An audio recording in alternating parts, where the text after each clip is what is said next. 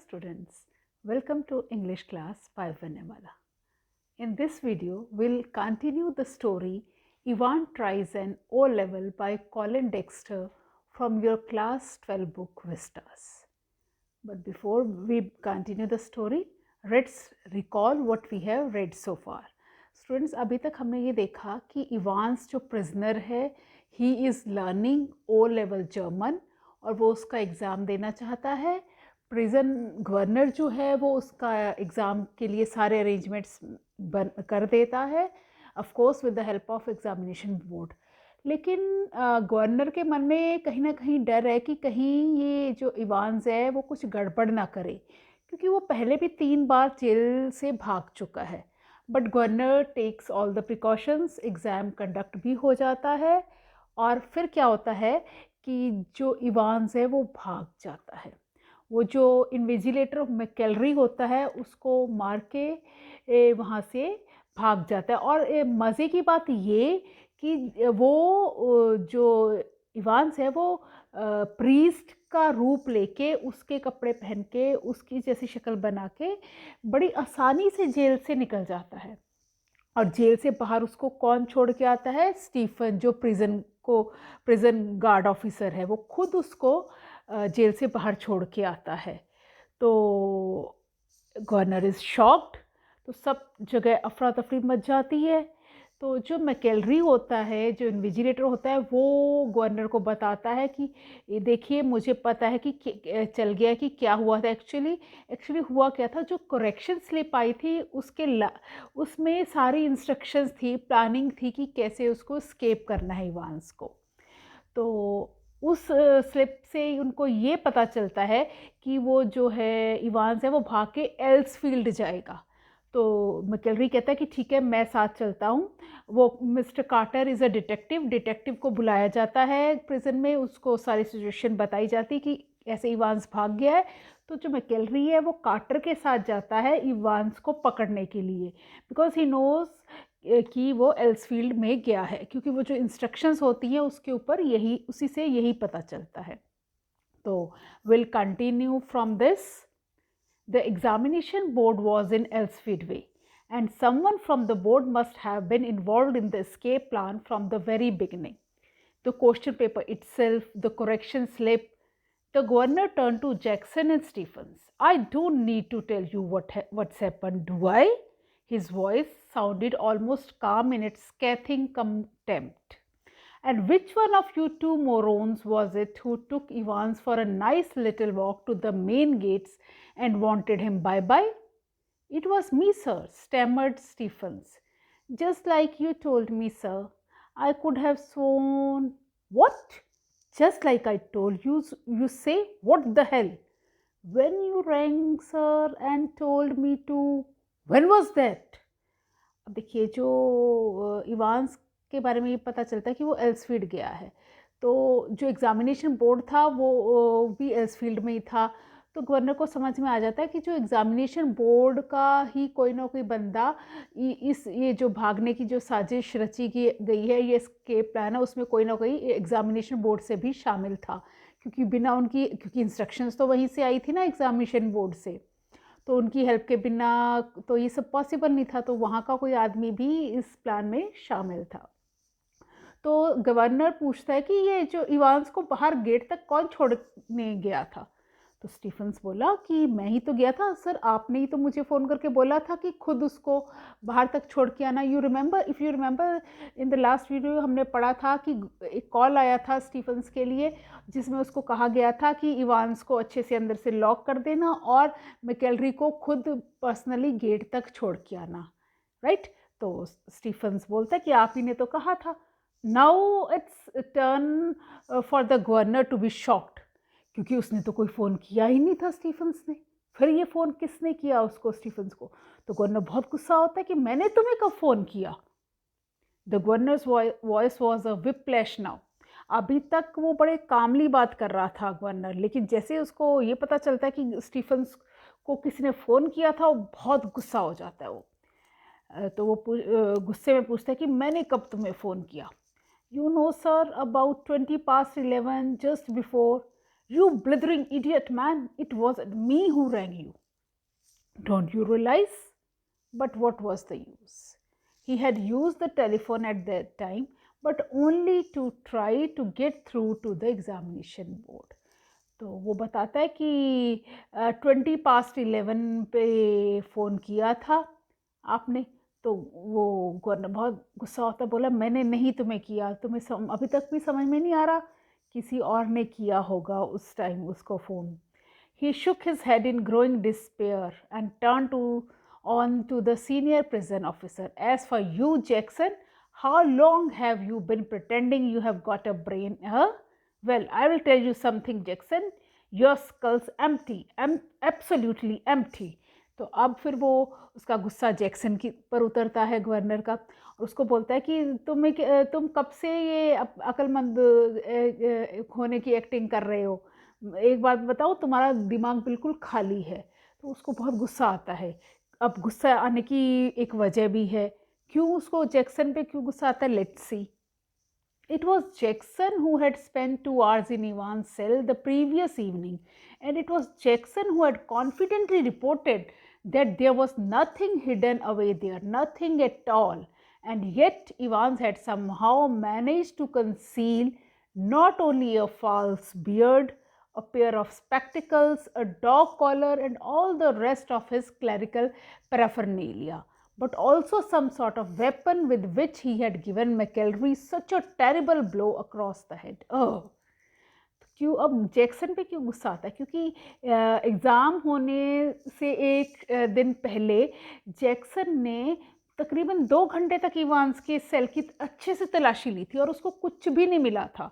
और अब अचानक से एक नकली दाढ़ी, स्पेक्टिकल्स, डॉग कॉलर, पर पैराफर्नेलिया में सारा सामान जो एक मिनिस्टर यानी कि एक पादरी जो पहनता है, जैसे उनका गाउन होता है, वाइट कॉलर पहनते हैं, जो भी पादरी पहनते हैं, वो सारा सामान, तो ये अचानक कहाँ से आ गया? एक दिन पहले तो उससे तलाशी ली थी उसके सेल में, तब तो कुछ नहीं निकला था।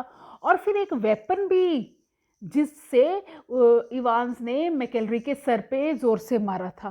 तो ये सब चीज़ें कैसी आ गई, जबकि जैक्सन ने खुद तलाशी लेके ये रिपोर्ट दी थी कि उसके सेल में इवांस के सेल में ऐसा कुछ भी नहीं है। तो गवर्नर को तो गुस्सा आना बनता ही है जैक्सन पे। A prison van backed alongside, but the governor made no immediate move. He looked down again and at the last line of the German to the Haddington roundabout, where you go straight over and make your way to Newgraben. Newgraben? Where on earth? A new something, new grave? Never heard of it. There was a war grave somewhere near Reading, but no, it was probably a code word.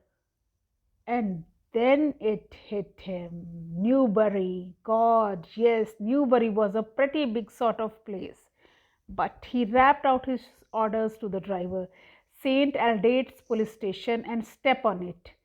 Take Jackson and Stephens here. And when you get there, ask for Bell, Chief Inspector Bell. Got that? तो तभी prison की van आती है, लेकिन governor कुछ नहीं करता। वो he is busy at looking the question paper left behind by the Evans. जो इवांस क्वेश्चन पेपर छोड़ जाता है, जिसको देख के इनको पता चलता है वो कहाँ भागा होगा, वो उसी को पढ़ता है। और उसमें लास्ट में क्या लिखा होता है कि हेडिंगटन राउंड अबाउट से न्यूग्राबन, मतलब एल्सफील्ड वे के बाद हेडिंगटन राउंड अबाउट जाना है और वहाँ से न्यूग्राबन।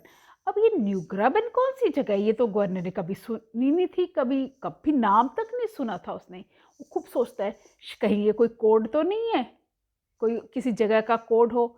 तभी ही and then it hit him means suddenly उसको रियलाइज होता है कि ये जो जगह है वो एक्चुअली दैट इज़ न्यूबरी। अब ये न्यूबरी जगह पर, तो इसका मतलब क्या है, इवांस कहाँ गया होगा? न्यूबरी में गया होगा। तो वो ड्राइवर को बोलता है कि एल्डेट्स पुलिस स्टेशन जाओ। जैक्सन और स्टीफन को भी उनके साथ भेजता है और उनको बोलता है कि वहाँ पे चीफ इंस्पेक्टर बेल हैं, उनको जाके रिपोर्ट करो। क्योंकि अब वो गवर्नर तो प्रिजन का गवर्नर है ना, वो खुद जाके इन्वेस्टिगेशन तो कर नहीं सकता। तो इन्वेस्टिगेशन करना और इवांस को पकड़ना वो तो पुलिस का काम है ना, बस वो पूरी इन्फॉर्मेशन जितनी भी है वही उनको दे सकता है। तो वो जैक्सन और स्टीफन्स को इंस्पेक्टर बेल के पास, चीफ इंस्पेक्टर बेल के पास भेजता है। He leaped the stairs to his office 3 at a time, got Bell on the phone immediately and put the facts before him. "We'll get him, sir," said Bell. "We'll get him with a bit of luck." The governor sat back and lit a cigarette. "Yeah, gods, what a beautifully laid plan it had all been. What a clever fellow Evans was. Careless, leaving that question paper behind. But then they all made their mistakes somewhere along the line.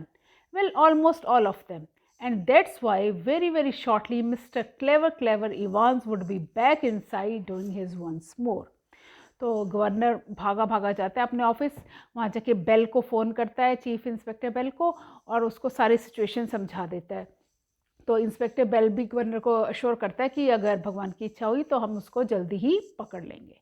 तो अब governor आराम से बैठता है, he lights his cigarette and he is thinking about Evans. वो सोचता है कि इवांस कितना चालाक है, कितना बढ़िया फुल प्रूफ प्लान उसने बनाया। तो ये क्लेवरनेस ही तो है ना, कि कितनी सफाई से, कितनी आसानी से सबको चकमा देके वो प्रिजन से एस्केप कर गया। और मज़े की बात ये कि स्टीफन खुद उसको बाहर तक छोड़ के आया। इमेजिन, उसको खुद भागने की ज़रूरत नहीं पड़ी, खुद पुलिस जो जेल के प्रिजनर गार्ड है वो खुद उसको बाहर तक, वहाँ तक छोड़ के आया है। Imagine how clever the plan was. But Evans was careless. उसने एक केयरलेसनेस कर दी। वो क्या कि उसने वो क्वेश्चन पेपर पीछे छोड़ दिया, और क्वेश्चन पेपर के ऊपर इंस्ट्रक्शंस लिखी थी जो इन्होंने गवर्नर ने डिकोड कर ली। अगर वो क्वेश्चन पेपर नहीं छोड़ के जाता तो शायद इन लोगों को कुछ भी पता नहीं चलता कि वो कहाँ गया होगा। तो देन गवर्नर सेज कि हाँ, कितना भी चालाक क्रिमिनल हो, कोई ना कोई सबूत तो पीछे छोड़ ही जाता है, और इसी सबूत की आधार पे वो जल्दी ही इवांस को पकड़ लेंगे और इवांस फिर से वापस जेल में होगा। The phone on his desk erupted in a strident burst, and Superintendent Carter informed him that McElroy had spotted Evans driving off Elsfield Way. They had got the number of the car all right and had given chase immediately, but had lost him at the Huddington roundabout. He must have doubled back into the city. "No," said the governor quietly. "No, he is on his way to Newbury." He explained his reasons for believing so and left it at that. It was the police job now, not his. He was just another good for a giggle, gullible governor. That was all. By the way, Carter, I hope you managed to get McElroy to the hospital all right. Yes, he is in the Red Cliff now. तो तभी phone आता है। अब quarter Evans को पकड़ने गया होता है, उसका फ़ोन आता है। ही सेज कि हम उसका, मैकेलरी ने उसको देख भी लिया था भागते हुए इवांस को। हमने उसका जो जिस गाड़ी से वो जा रहा था उसका नंबर प्लेट भी हमने नोट कर लिया, हम उसका पीछा भी कर रहे थे, लेकिन हेडिंगटन राउंड अबाउट पर पहुंच के हमने उसको खो दिया। अब वो पता नहीं कहाँ चला गया। तो गवर्नर उसको बोलता है कि वो न्यूबरी गया होगा, क्योंकि उसने बाकी की जर्मन सेंटेंसेस गवर्नर डिकोड कर चुका था, तो उनको बता देता है कि न्यूबरी वो गया होगा। तो अब उसका गवर्नर का काम ख़त्म हो गया था, उसने सारी इन्फॉर्मेशन उनको दे दी थी, अब उसको पकड़ना पुलिस का काम था। तो फिर वो गवर्नर उससे पूछता है कार्टर से कि क्योंकि जो मैकेलरी था वो काफ़ी इंजर्ड था, उसका काफ़ी खून बहा था, तो वो उससे पूछता है कि क्या उसने उसको हॉस्पिटल में एडमिट करवाया। तो कार्टर सेज हाँ कि red Cliff is a hospital, तो हाँ वो अब वहाँ पर है। Really groggy he was when he got to the examination office and they rang for the ambulance from there. The governor rang the Redcliffe a few minutes later and asked for the accident department. McElroy, you say? Yes, he is a parson. I don't think there's anyone. Yes, there is. You will find one of your ambulances picked him up from Elsfield Way about, oh, that, yes, we sent an ambulance, all right. But when we got there, the fellow had gone. No one seemed to know where he was, just vanished, not a sign. But the governor was no longer listening, and the truth seemed to hit him with an almost physical impact somewhere in the back of his neck. तो quarter बोलता है हाँ कि वो बहुत ही ज़ख्मी सा था, he was very weak and digi. जब हम एग्ज़ामिनेशन ऑफिस पहुँचे थे तो वहाँ पे एग्ज़ामिनेशन ऑफिस वालों ने ही एम्बुलेंस को कॉल किया और वो उसको ले गए होंगे। तो गवर्नर थोड़ी फिर रेड क्लिफ हॉस्पिटल फ़ोन करता है, वहाँ के एक्सीडेंट डिपार्टमेंट में फ़ोन करता है, because he wanted to know about the welfare of McCleary, क्योंकि मैकेलरी एक प्रीस्ट था तो वो जानना चाहता था वेदर ही इज़ ओके और नॉट। तो वहाँ पे फ़ोन करता है, तो वो लोग बोलते हैं कि यहाँ तो कोई प्रीस्ट नहीं आया, कोई मैकेलरी नाम का कोई आदमी भर्ती नहीं हुआ हॉस्पिटल में। तो गवर्नर बोलता है कि एल्सफील्ड एग्जामिनेशन बोर्ड से आपको फ़ोन आया था एम्बुलेंस के लिए, आपने ही तो एम्बुलेंस भेजी थी। तब वो लोग बताते, हाँ एक फ़ोन तो आया था एम्बुलेंस के लिए, हमने एम्बुलेंस भी भेजी थी, और जिस एड्रेस पे हमने एम्बुलेंस भेजी थी जब हम वहाँ गए तो वहाँ पे कोई था ही नहीं। वो जिस आदमी के लिए हम वहाँ गए थे वो अचानक से वहाँ गायब हो गया, वैनिश हो गया, किसी को कोई पता नहीं कि वो कहाँ गया, कौन था, तो हमें तो कोई नहीं मिला। नाउ अब जैसे ना एक जोरदार झन्नाटे से थप्पड़ पड़ता है, ऐसे झन्नाटेदार जोर से governor is hit with truth. उसको सच्चाई का एहसास होता है कि अब उसको रियलाइज होता है एक्चुअल में हुआ क्या। जैसे कि झन्नाटेदार थप्पड़ से तुम सब हिल जाते हो ना, तो ऐसे ही गवर्नर को ऐसी ही फीलिंग आई, क्योंकि सच्चाई उस एक थप्पड़ की तरह उसके बैक ऑफ द नेक पे पड़ी थी। अब ये सच्चाई क्या थी? Let's see. A quarter of an hour later, they found the Reverend S. McElry securely bound and gagged in his study in Broad Street. He had been there, he said, since 8:15 a.m. when two men had called, and inquiries in Newbury throughout the afternoon produced nothing at all. And by the tea time, everyone in the prison knew what had happened. It had not been Evans impersonating McElry who had walked out. It had been Evans impersonating McElry who had stayed in. अब हुआ क्या, आधा पौना घंटा के बाद उनको क्या पता चलता है कि जो मैकेलरी था पार्सन असली वाला, वो तो अपने घर में ही था, और उसको किसी ने उसका मुंह हाथ पैर सब बांध के रखा हुआ था। वो तो सुबह 8:15 से अपने घर से निकला ही नहीं। दो लोग आए जो उसको बांध के वहाँ चले गए। तो इसका मतलब जो एग्ज़ाम लेने में कैलरी आया था वो तो कोई और ही था, वो तो नकली पार्सन था, वो इवान का ही आदमी था। तो न्यूबरी में इंक्वायरी की, भाई वहाँ पता चला, पूरा दिन इंक्वायरीज हुई, लेकिन शाम तक भी किसी को कुछ नहीं पता चला कि इवांस कहाँ गया।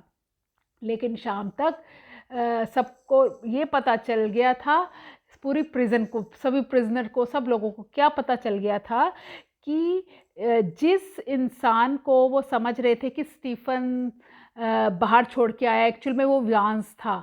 नो, एक्चुअल में वो इवांस नहीं था, वो तो नकली पादरी ही था जो पेपर लेने आया। इवांस तो वो पीछे जो रह गया था प्रिजन में, जो अपने आप को मैकेलरी बोल रहा था, एक्चुअल में वो इवांस था जिसको स्टीफन्स बाहर छोड़ के आया था मैकेलरी के रूप में। दोनों ने मैकेलरी की ड्रेस, मैकेलरी का गेटअप था, लेकिन जो पीछे प्रिजन में रह गया था, जो अपने आप को बोल रहा था कि मैं मैकेलरी हूँ, मुझे इवांस मार के भाग गया और वहाँ गया होगा, वो एक्चुअली मैकेलरी नहीं था, वो एक्चुअली इवांस था। Shocked? Aren't you? Even I am. The fish and chips were delicious, and after a gentle stroll around the center of Chipping Norton, Evans decided to return to the hotel and have an early night. A smart new hat concealed the wreckage of his closely cropped hair, and he kept it on as he walked up to the reception desk of the Golden Lion. It would take a good while for his hair to regain its former glories, and what the hell did that matter? He was out again, wasn't he? तो अब scene shift हो जाता है Evans के पास, जहाँ पे वो एक होटल में रुका हुआ है, अपना मज़े से खा पी रहा है, घूम रहा है। और उस एक्चुअल में क्या, तो उसने एक दिन पहले, रिमेंबर, वो रेज़र से अपनी शेव वगैरह करता है, तो उसने अपने बाल भी काट लिए थे, जो उसके बाल बड़े लंबे और सुंदर थे, पर अब उसने काट लिए थे क्योंकि उसको अभी एस्केप करने के लिए एक पादरी का, एक प्रीस्ट का रूप लेना था, इज़न्ट इट? तो बट ही सेज ओके, कोई बात नहीं, मेरे बाल दोबारा उग जाएंगे। The most important thing is कि मैं जेल से बाहर आ गया हूँ। That was much more important than his hair. A bit of bad luck that when Jackson had pinched his scissors for it had meant a long and tricky operation with his only razor blade the previous night. अब देखिए, if you remember exam से पहले जब Jackson और Stephen's उसकी तलाशी लेने आए थे, तो उसकी सीज़र्स उन्होंने ले ली थी, सिर्फ उसके पास एक रेज़र ही बचा था शेव करने के लिए। ये इवांस का बैड लक था कि सीज़र्स ले ली, उसको रेज़र से ही अपने बाल काटने पड़े। अगर सीज़र से काटता तो थोड़ा ईजी हो जाता, बट थोड़ी मेहनत करनी पड़ी, बट फिर भी he was able to crop his hair. But he had his good luck too. Just think if Jackson had made him take his bobble hat off. Phew, that was really had been a close call. Still, old Jackson wasn't such a bad fellow. One of the worst things, funny really, had been the beard. He had always been allergic to sticking plaster, and even now his chin was irritatingly sore and red. लेकिन एक अच्छी बात भी ये हुई कि Jackson ने उसको इफ़ यू रिमेंबर इवांस ने एक हैट, गंदी सी हैट पहन रखी थी, तो जैक्सन ने एक बार उसको बोला भी था उतारने के लिए, लेकिन इवांस ने बोला कि ये तो मेरा लकी चार्म है, तो जैक्सन ने बोला ठीक है, okay you can wear it. अगर जैक्सन उसको ज़बरदस्ती हैट उतरवा देता तो उसको पता चल जाता कि इसने अपने बाल काट लिए हैं और कुछ ना कुछ करने वाला है, तो शायद वो अपने इस प्लान में सक्सेसफुल नहीं होता। यहाँ पे लक ने उसका साथ दिया, जैक्सन ने उसकी हैट नहीं उतरवाई, और जैक्सन इतना भी बुरा आदमी नहीं था। This is according to Evans. हाँ, इवांस को एक थोड़ा सा जो अच्छा नहीं लगा वो था नकली बियर्ड लगाना, क्योंकि अभी भी उसकी जो चिन है वहाँ पे रेड रेड रैशेज़ हो रहे थे और इरिटेशन हो रही थी, बट बियर्ड तो लगाना ज़रूरी था, वरना वो पादरी का, एक प्रीस्ट का रूप कैसे लेता। The receptionist wasn't the same girl who had booked him in, but the change was definitely for the better. As he collected his keys, he gave her his best smile and told her he wouldn't be bothering with breakfast, ordered the Daily Express, and asked for an early morning call at 6:45 a.m. Tomorrow was going to be another busy day. He whistled softly to himself as he walked up the broad stairs. He had sort of liked the idea of being dressed up as a minister, dog collar and everything. तो वो घूम फिर के वापस आता है अपने hotel में। वहाँ पे देखता है जो रिसेप्शनिस्ट थी वो बदल चुकी थी। जब वो उसने होटल में चेक इन किया था इवांस ने, तब वहाँ पे कोई और रिसेप्शनिस्ट थी, अब कोई और थी। बट ही डिडंट माइंड, चल change is always better, he says. तो उसने अपनी कीज़ ली, स्माइल किया और बोला कि कल सुबह जल्दी उठाने की ज़रूरत नहीं है, ब्रेकफास्ट की मुझे ज़रूरत नहीं है। उसने न्यूज़पेपर का ऑर्डर किया और बोला कि 6:45 AM पे एक वेकअप कॉल उसको दे दी जाए, क्योंकि कल वो बहुत बिजी होने वाला था। और फिर विसल करता करता अपने रूम की तरफ जाने लगा, और he was thinking about his plan कि कैसे उसने एक मिनिस्टर, एक पादरी का, प्रीस्ट का रूप लेके कैसे एस्केप किया, and he was really enjoying it. So students, इस वीडियो में इतना ही।